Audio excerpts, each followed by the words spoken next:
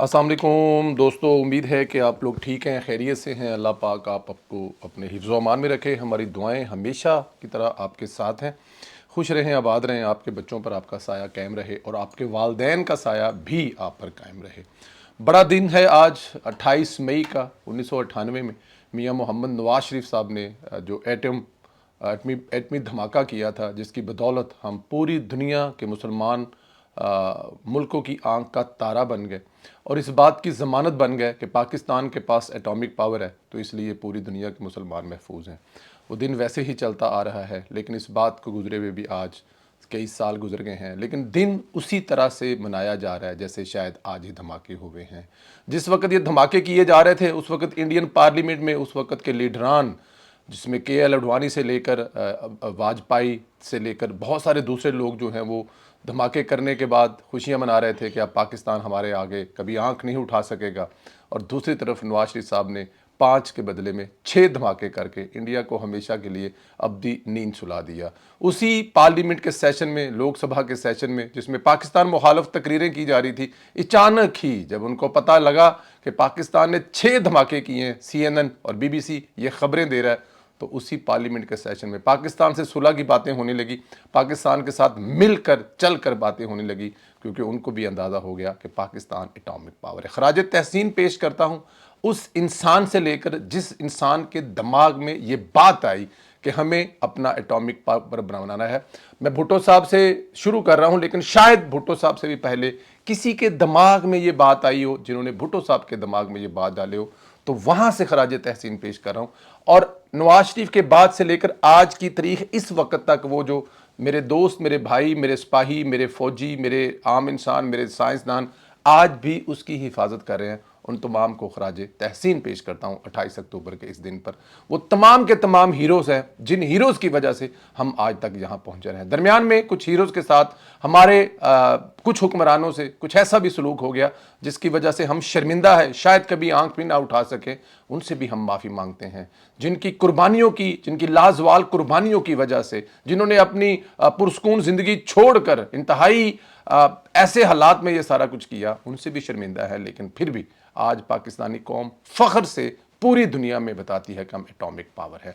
तो खराज तहसीन है उस वक़्त के तमाम लोगों को, आज के तमाम लोगों को जो इसमें शामिल थे, ख़ास तौर पर मियाँ मोहम्मद नवाज शरीफ साहब, जो $5 अरब की पेशकश और इस बात को कि अगर उन्होंने धमाका कर दिया तो अमेरिका उनका धमाका कर देगा, और अगर धमाका ना किया तो पाकिस्तान की अवाम उनका धमाका कर देगी। तो उन्होंने पाकिस्तान की अवाम से मोहब्बत, प्यार, अपने मुल्क का बेटा होने का सबूत देते हुए धमाका कर दिया, और अमेरिका को कहा कि आप अपना काम करें, मुझे रोकें, क्योंकि आपको वो सूट करता है आप वो करें, और मुझे सूट करता है कि मैं अपने मुल्क को एटॉमिक पावर बनाने के लिए ये काम करूँ। तो उन्होंने ये काम किया।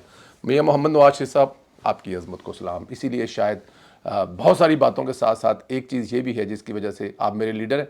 दिन के 24 घंटों में जितना भी टाइम मेरे पास अवेलेबल होता है, मैं आपकी बातों का, आपके किरदार का प्रचार करता हूं और करता रहूंगा। बहुत शुक्रिया दोस्तों। चलते हैं अब वीलॉग की तरफ से। वीलॉग का यह हिस्सा था, लेकिन असल वीलॉग की तरफ से चलते हैं, क्योंकि ये खराज तहसीन मियाँ मोहम्मद नवाज शरीफ साहब और वो तमाम लोग डिज़र्व करते हैं जिनके लिए चंद अल्फाज मैंने बोले।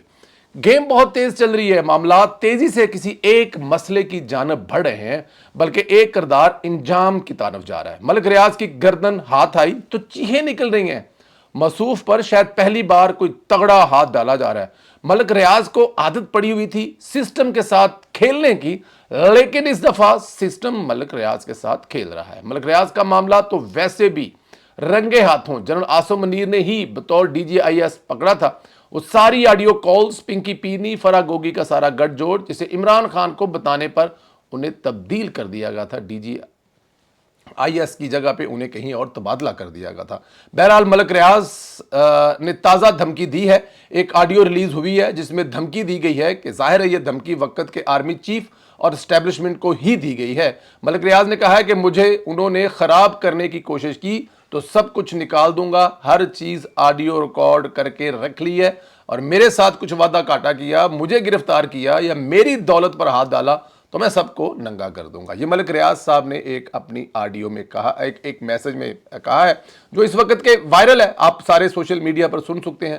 یہ مجھے نقصان پہنچانے کی کوشش کر رہے ہیں. میں ملک کے ساتھ ہوں, مجھے زندگی ختم کرنی پڑی تو سب کچھ اناؤنس کر دو. وہ کہہ رہے ہیں کہ مجھے اگر خودکشی کرنی پڑی تو میں خودکشی کرنے سے پہلے یہ آڈیو جو میں نے ریکارڈ کی ہے سارے کا سارا سسٹم کے خلاف ڈال دوں گا, جس میں پتہ نہیں کون کون ہوں گے, ہونے چاہیے. میں تو چاہتا ہوں کہ ملک صاحب یہ کام کریں خدا کے واسطے, تاکہ پتہ تو لگے اس ملک کو پچھلے 35 سال میں آپ کے ساتھ مل کر اور کون کون لوٹ رہا ہے, تاکہ پتہ لگے کہ عمران خان صاحب جو کبھی آپ کبھی کسی کے ہاتھوں نہیں بکے, آپ کسی کے ہاتھوں بلیک میل نہیں ہوئے, آپ کسی سے متاثر نہیں ہوئے, بلکہ ہمیشہ آپ نے لوگوں کو متاثر کیا اور بلیک میل کیا. تو یہ عمران خان صاحب نے ایسا کیا کیا, بشرا بی بی نے ایسا کیا کیا کہ آپ بھی ان کی باتوں میں بہک گئے اور سسٹم کے خلاف ہو گئے. خیر کرے, اندازہ کرے کہ ملک ریاض کے غلط کاموں کو بھی ریکارڈ کیا کرتا تھا. بہرحال اب جتنی مرضی دھمکیاں لگا لیں, جو جرم کیے ہیں وہ قبول کرنے پڑیں گے. عمران خان کو بھی نامزد کرنا پڑے گا, بتانا پڑے گا عمران خان سے مل کر کیا ڈالا ڈاکا, ورنہ بچت ہوتی دکھائی نہیں دے رہی, کیونکہ وہ آگے جو بیٹھا ہے وہ حافظ عاصم منیر ہے, چھوڑے گا نہیں.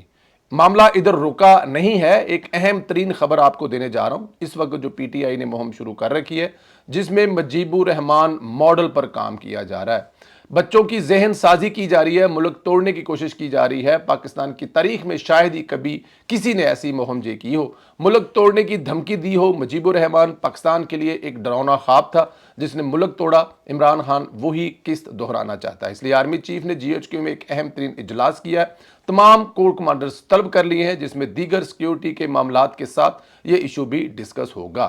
دیکھا جائے گا عمران خان آخر چاہتا کیا ہے, کیونکہ بڑی باریکی سے سکوتے ڈھاکہ میں موجود ملٹری قیادت کو گھسیٹا جا رہا ہے, ملوث کیا جا رہا ہے. اجلاس کے علاوہ ایک کور کمانڈر کانفرنس بھی ہے جو شاید 1-2 دن میں ہو جائے. تو خبر یہی ہے کہ کچھ نہ کچھ ہونے والا ہے, اس فتنے کا علاج ہونے والا ہے. یہ وہ خبر ہے جو میں نے آپ کو دی. اب میرے دل کی ایک آواز ہے, ذرا وہ بھی سن لیں. مجھے ایک بات کی سمجھ نہیں آتی کہ یہ ہو کیا رہا ہے. عمران خان نے جس نہج پر پہنچ کر یہ آرمی کے خلاف کمپین سٹارٹ کی ہے, عمران خان کی بہادری دیکھیں کہ وہ جیل میں بیٹھا ہے, آپ کے ٹکڑوں پر پڑ رہا ہے, آپ کی بجلی آپ کا گیس سے پکا وہ کھانا کھا رہا ہے, ایئر کنڈیشن انجوائے کر رہا ہے, کال کوٹری کے بجائے ایک فلیٹ میں رہ رہا ہے, ایک 10 جو بیرکیں ہیں توڑ کر ایک ہال بنا کر وی آئی پی دیا گیا ہے, اور اس ہال وی آئی پی میں بیٹھ کر وہ اب تک 1000 سے زائد میٹنگز کر چکا ہے, آپ کے خلاف 1000 سے زائد میٹنگ کر چکا ہے. آپ کو وہ اس وقت جو کہ ایک ہیپن 1971 میں ہوئی جو ہم کبھی نہیں بھول سکتے, ہمارا پاکستان 2 لخت ہوا, 2 لخت کرنے والے کو وہ اس وقت ہیرو بنا کر پیش کر رہا ہے. اور وہاں پر جو ہوا, جس کو کہا جاتا ہے کہ وہ ظلم و ستم ہے, جس کو کہا جاتا ہے حامد میر صاحب جو اٹھ کے اپنا حصہ ڈال رہے ہیں کہ بیبیز وار میں, وہ بھی آپ پر الزام لگا رہا ہے کہ آپ لوگوں نے وہاں پر کیا کیا کیا ہے, جو کہ نہیں کیا. آپ لوگوں کے خلاف جس نہج پر جا کے اس نے یہ الیکشن کمپین کی, اور دوسری طرف آپ کی ناک کے نیچے کون یہ سب کچھ کر رہا ہے کہ وہ وی آئی پی لائف گزار رہا ہے. تو میرا سوال یہ ہے, اس وقت موجودہ جو قیادت ہے, خاص طور پر جو ملٹری کی قیادت ہے, کیونکہ ظاہر ہے جو آخری پاور ہے وہ ان کے ہاتھ میں ہے, جو کر رہے ہیں, جو کہا جاتا ہے وہ ان پر الزام لگاتا ہے کہ ان کے بغیر اس ملک میں کچھ نہیں ہوتا. کیونکہ اگر نواز شریف کے ساتھ ایک سال ان کی جو عدالت میں یہ کیس نہیں لگتا تھا ضمانت والا, لیکن عمران خان کو ایک دن میں 15 ضمانتیں دی جا رہی ہیں. اس کی پارٹی کے لوگوں نے اس ملک پر اتنا بڑا ظلم کیا کہ 9 مئی کر دیا, کسی کے خلاف کوئی کیس نہیں چلا, سب آزاد گھوم رہے ہیں, ایم پی اے بن گئے ہیں, ایم این اے بن گئے ہیں, بلکہ وزیر اعلیٰ بن کے بیٹھے ہیں. تو الزام پھر جاتا ہے آپ کی جانب جناب. اس وقت پوری قوم ایک آواز کے ساتھ اپنی فوج کے ساتھ کھڑی ہے, اپنی ریاست کے ساتھ کھڑی ہے, پوری قوم سوائے عمران خان اور اس کی پارٹی کے. ایون عمران خان کے جو اتحادی ہیں وہ بھی عمران خان کے ساتھ نہیں کھڑے, وہ اس کمپین میں شامل نہیں ہیں, وہ پاک افواج کے ساتھ شامل ہیں. شاید یہی وجہ ہے کہ اس کے ساتھ کوئی اتحاد بنانے سے بھی ڈر رہا ہے. لیکن سوال یہاں پر یہ پیدا ہوتا ہے کہ آپ لوگ اس کو اتنے ڈھیل کیوں دے رہے ہیں. میرا آپ سے گزارش ہے, میری آپ سے میں نام لیے بغیر آپ سے گزارش کرتا ہوں, جو ظاہر ہے سب سے بڑی طاقت آپ ہیں اس وقت پاکستان میں. آپ ہی ڈیسائیڈ کرتے ہیں کس نے جانا ہے کس نے آنا ہے, آپ ہی ڈیسائیڈ کرتے ہیں کیسے کھانا ہے کیسے پینا ہے. یہی ایک سچ ہے, یہی ایک حقیقت ہے, اور میں اس بات کو مانتا ہوں. تو میرا آپ سے سوال یہ ہے کہ آج پوری قوم آپ کے ساتھ کھڑی ہے. سانحہ 1971 سکوتے ڈھاکہ کا ذمہ دار آپ کو نہیں سمجھتے, وہ ملٹری اسٹیبلشمنٹ اس دنیا میں نہیں رہی جن کو کوئی اس کا ذمہ دار سمجھتا ہے, اور آپ پر یہ سب کچھ ڈالا جا رہا ہے. تو اگر آپ آج کچھ نہیں کر پاتے تو پھر یہ قوم شاید کسی جگہ پہ کسی لمحے سوچے گی، کیونکہ پورا پاکستان ایک سائڈ پہ ہے اور عمران خان ہر وہ کام وہاں پر بیٹھ کے کر رہا ہے اور ہر انجوائے کر کے کر رہا ہے، تو کہیں ایسا نہ قوم سوچنا شروع کر دے کہیں آپ بھی تو عمران خان کے ساتھ نہیں ہیں، یا پھر کون ہے عمران خان کے ساتھ جو آپ بھی نہیں روک پا رہا ہے؟